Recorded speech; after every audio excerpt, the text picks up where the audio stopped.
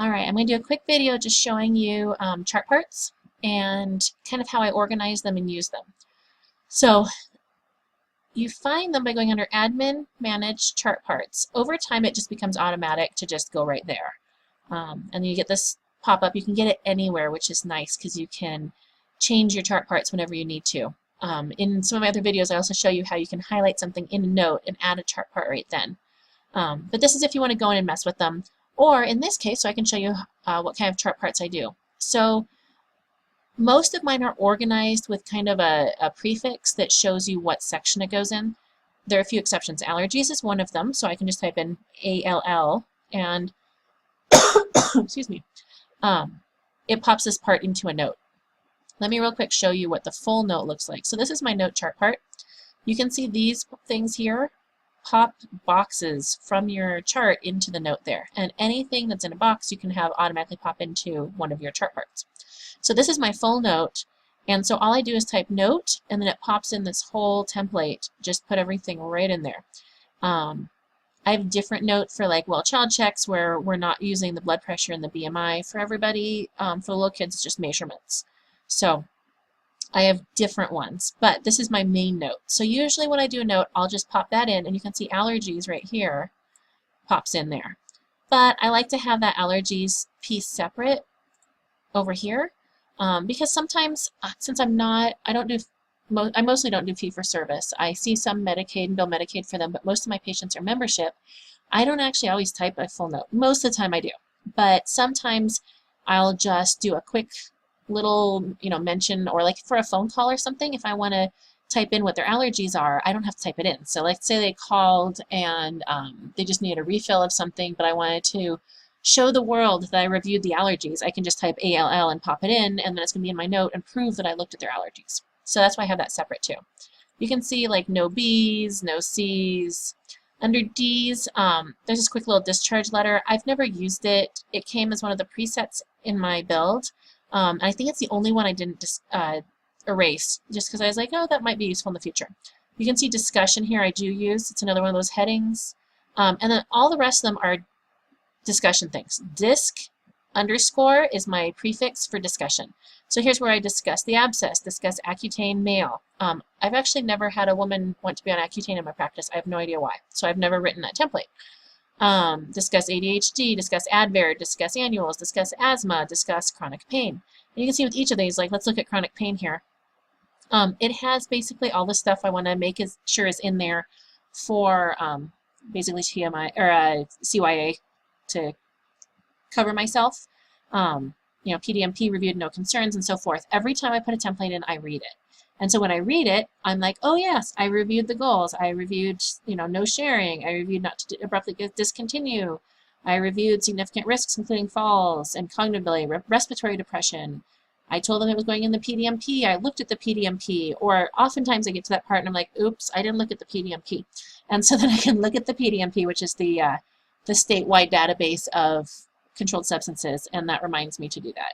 And then this template, which a lot of my templates do, has boxes or kind of like open spots. So every patient, then I'll go in and type in their adjunctive therapies and then when their follow-up appointment is.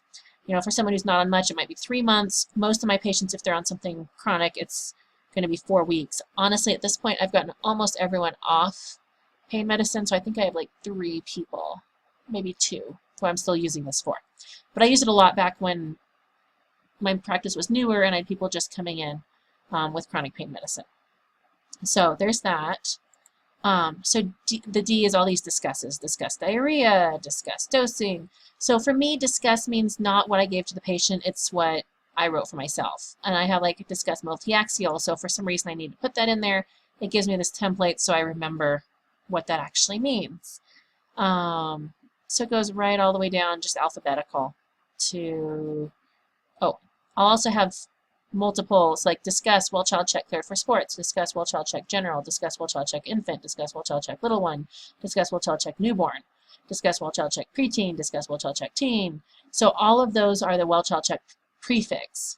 So throughout here you'll see places where I have kind of a double prefix. Well woman exam fertility. So that's the D's. E's well, I have this. I don't like people to use email, so I have this template I use to make a little chart note in the chart that they sent me an email and that I told them not to, and then I'll copy and paste the email into a chart note or something, and they usually don't do that again. And then the rest of it's exam. So some of my exam templates are the whole darn thing, exam cardiac or Serumin for a Serumin removal or whatever. Some are just like exam course bases. And that looks silly to have that template because like the template or the title of it is just as long as, you know, slightly course and bases. Or I have end expiratory wheeze is another one, end expiratory wheeze. And it's because I just hate typing end expiratory wheeze. It's so hard to type. And so I just put EX_E and then I hit the left arrow and then I hit enter. And once you've done it a few times, it's just so fast, just go da-da-da-da-da, done, without having to type the whole thing. I also have organ systems, so like exam knee. So this one is actually a slightly abnormal one, because if I'm examining the knee, normally they have joint line tenderness and mild edema. But, you know, maybe it's a normal knee. So then I would just put with no joint line tenderness and edema. And it would just make that little change. So you can see there's different ways I use this. Or like exam orthostatics is to put my orthostatics in. I also have one for the urine test, or rapid strep. So I might put my test results in there. Or UA results right there. This is kind of a fun one, time elapsed. So it'll actually calculate the time from when you started your SOAP note until you hit that button. And so if you're really good about starting the note the moment you sit down with the patient, and then you hit that when you're done with the patient, then it pops in exactly how many minutes you spent with them, which is kind of a fun little thing if you're billing insurance or for some other reason you're documenting that. Oops, sorry, there's one of my alarms to remind me to check my phone messages. So that's my E's. Under F, I just have the family history, and it's just a heading where it just pops in the heading. The family history itself, which you can see is it pops in the box with the family history in it, and then the whole thing is both the heading and the family history in it. GHI. So under I have all my instructions. So these are things that patients actually get. So they'll have this in the note, patient instructions. And then these are just things that I like patients to have. So like here's articles about accidents and bedwetting. Or, you know, here's information if their kid's on antibiotics, or, you know, whatever. Here's Al-Anon, here's constipation, there's a poop regimen, there's Doctors Care, which is an organization here I refer people to help with buying insurance or Medicaid. The occlusive dressings for eczema, alcohol and what a serving size is, my mega hemorrhoid handout thing, hemoglobin A1C instructions, like tons of stuff here. Oh, and this one's kind of interesting. So this one is not so much for the sake of the patient as here. So it automatically pops all those orders into the note. And so it says, today I ordered routine diabetes labs. I don't really care if the patient knows that or not. I mostly did it for myself so that they would see what I ordered, but then also so that I would have that order go in. You don't actually have to have as an instruction. I could have made a chart part that just said diabetes labs and had it pop in all these orders for me so I didn't have to order them myself. That's another fun thing with chart parts. I don't use that feature very much because so many of my patients have kind of overlapping stuff going on where they might have hypothyroid and they might have diabetes, they might have depression, and they might have, I actually have a couple of patients with hemochromatosis, which it's not that rare if I have multiple of them. So then I'd be ordering overlapping or different labs for each thing. It was just easier for me to just type in what I wanted. Sometimes, like if I want patients to have the address for where I ordered stuff, or here's the pregnancy, congratulations, or it's just any number of things. How to increase testosterone naturally, because so many men think they have low testosterone, and I'm like, well, stop doing marijuana. Yeah, so a little bit of everything in here. Then J, nothing. K should be nothing. L, nothing. M, medications and past medical history. N, so there's my note template I showed you earlier, and then here's my complete notes for like acne injection. So this one's just a quickie, that's the whole thing I write if someone comes in for acne injection. ADHD, and then different notes, if I have a complete note for a procedure, because sometimes that's all I do, especially for certain things, like sometimes I'll have them come back for their lichen sclerosis biopsy, because by the time I actually see that they might have lichen sclerosis, we have already spent the whole appointment talking with them, and we did their PAP and all this other stuff, and I really don't have the time to also do that, and so I will schedule it separately. I try to do it all at once, because who wants to like be worrying about that ahead of time, but I often have them come back in just for that. Same with sebaceous cyst removal. Often it's like, oh, by the way, I have this bump. A note for could I have strep, and you can see it just pops in everything, including the exam. Because if I'm thinking they have strep, this is probably what their exam looks like. And then I will just change it if it's not true. Same thing with the UTI note, including like UA results, and I just type those in. And then well-child check note. O, so objective. P, this has a lot of my portal stuff. So I'm really working on this right now. I used to freehand type absolutely everything in the portal. And I only really use the templates for things like I was trying to get everyone to assign me as their Medicaid PCP if they did have Medicaid, because I get like $3 a month or something if I'm their PCP. That kind of stuff. And I wasn't using it for like hemoglobin A1Cs or things like that. But I'm really working on doing that some more. I also have procedures in here. So that way all of these procedures, you do the same thing. Like every time I inject subacromial bursitis, I inject it the same exact way. Every time I, inject a knee, lateral epicondylitis, whatever, it's the same thing. So I just have these all pre-written. Some of them have little changes that I have to make, and then I'll put it in capital letters. And, simple procedures have less in them. Q, R.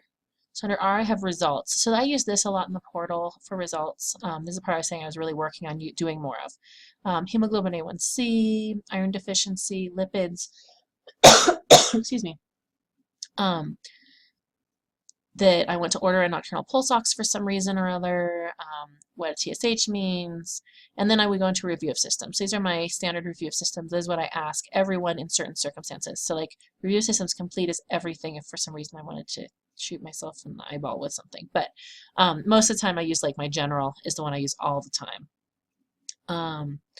Or specific ones for like headache and migraine, or for liver, negative for yellow eyes or skin and colic stools. So what I can do is I can use my general one, which says no abdominal pain or difficulty with bowels, and then I can just pop in my liver one. I don't have them all in the same format.